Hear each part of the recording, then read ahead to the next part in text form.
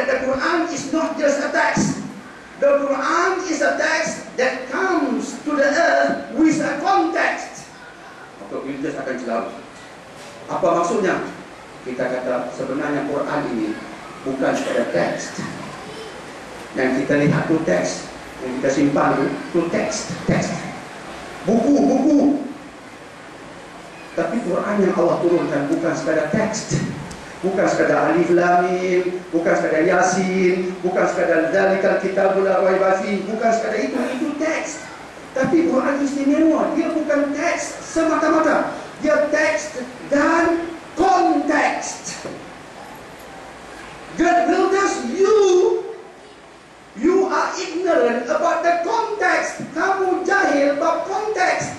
Yang kamu paparkan teks terpisah dari konteks. Dia balas balik. What is the meaning of context? Oh, tanya balik ya. What is the meaning of context? Context ini, every verse in the Quran was being revealed by Allah according to a certain scenario, circumstances, and incidents. Maksud konteks ialah ayat diturunkan bersebenar dengan satu keadaan. Contoh ketika umat Islam diserang oleh Quraisy, umat Islam membangun, Allahu Akbar, kita akan berperang dengan mereka, kita sambut mati kerana Allah. Allah turunkan ayat, dan perangilah mereka, sebab mereka datang nak menghancurkan kamu. Perangilah mereka, dan ketika memerangi mereka, bunuhlah mereka yang hendak membunuhmu itu. Kejam tak masa itu? Masa itu ayat itu kejam tak? Tak kejam. Satu ketika dahulu Malaysia yang tercinta ini, bumi Malaysia yang kita sayangi ini, pernah dicabar oleh komunis. Komunis nak ganggu gugat kesejahteraan Malaysia tercinta. Kita kata no way. Maka tentera kita berlatih dengan hebat. Tentera kita dihantar pergi hutan. Kita rangsang mereka dengan lagu-lagu elektronik. Lagu seperti andai kata kami taburkan bunga di atas pusara. Wah, tentera kita dengar lagu itu, dia penuh nak kita bawa. Kita kata bunuh mereka. Tak kejam pun. Pemimpin kita kata bunuh mereka, hancurkan puak-puak komunis ini. Mereka penjahat, mereka pengganas. Tak brutal pun. Tak siapa bagi tahu tentera-tentera, kesihanilah komunis. Kesian kat mereka. Kau salah bukit kuat sangat. Tembak sikit-sikit cukup, tak letih cukup lah. Tak. Mereka bunuh, masuk apa? 200 komunis dibunuh pada hari ini. Apa kita kata? Alhamdulillah. Tak bunuh ke semua sekali pun tak apa. Siapa pun tak kata kejam. Sebab dalam konteks itu tak kejam. Begitulah Quran. Bila Allah kata bunuh mereka, dia saat peperangan, bukan saat keamanan. So get users, you make a very silly mistake. You wrote the text without understanding the context. Kita nak melahirkan protes macam itu. Boleh bercakap, faham betul, dan akhirnya dia mampu kaitkan Quran dengan ilmu semasa. InsyaAllah. Saya nak paparkan satu pengalaman di Halakah. Ayat ini merupakan ayat yang dibincangkan oleh Dr. Jarno dan saya yang kerja ini di Halakah baru-baru ini. Tajuknya besi. Tajuknya besi.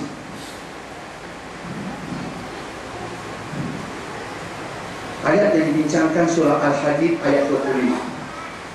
Ayat ini menarik berkaitan Quran dan sangat. Allah sebut wa anzalna ma'ahumul kitab. Kami turunkan bersama mereka kitab, dan di bawah pula Allah sebut wa anzalna al-hadid. Kami turunkan besi. Allah turunkan kitab dari langit. Kemudian Allah juga mengatakan kami turunkan besi. Maksudnya besi bukan dari bumi, besi juga dari langit.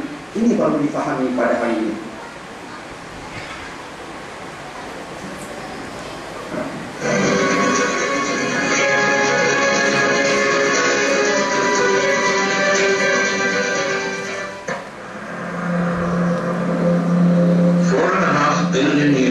So, the Earth was a very different world.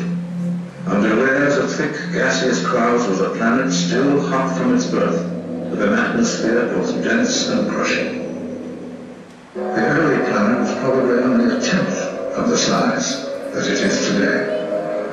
But it was to grow, and that chance and violent growth will prove crucial to life's history and to what we are today. The early solar system was far more crowded than now. Where today the four inner planets orbit, 4.5 billion years ago were scores of smaller planets orbiting the Sun. Orbits of some were drawn by gravitational force towards each other. Encounters of awesome magnitude were unavoidable.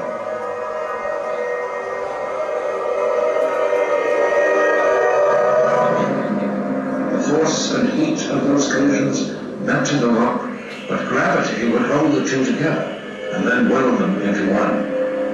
With each collision, the planet would grow, but Earth grew largest, perhaps from as many as 10 impacts.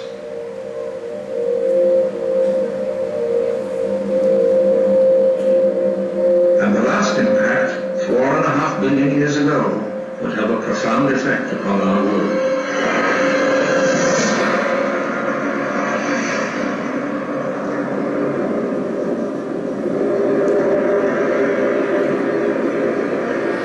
The giant body crashed into the center of the planet and gave Earth its iron core.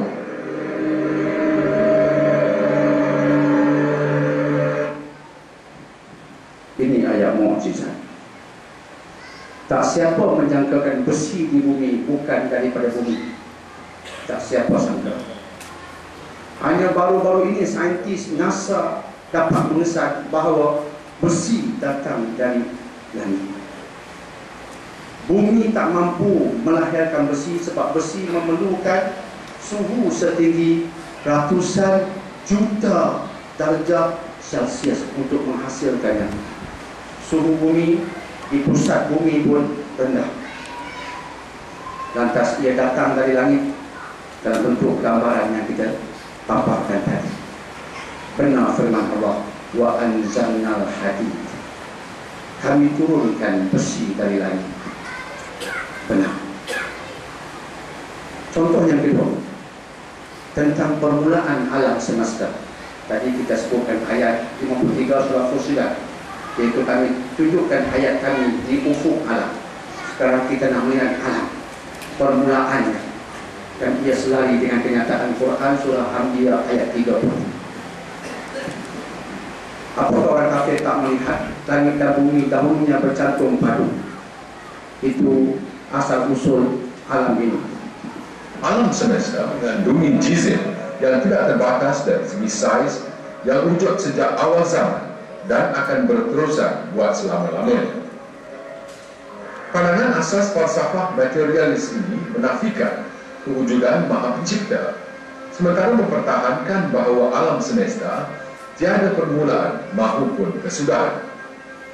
Berbeza pula dengan pendapat ahli materialis, alam semesta didapati tidak tetap dan sebaliknya ia sentiasa berkembang. Selain daripada itu,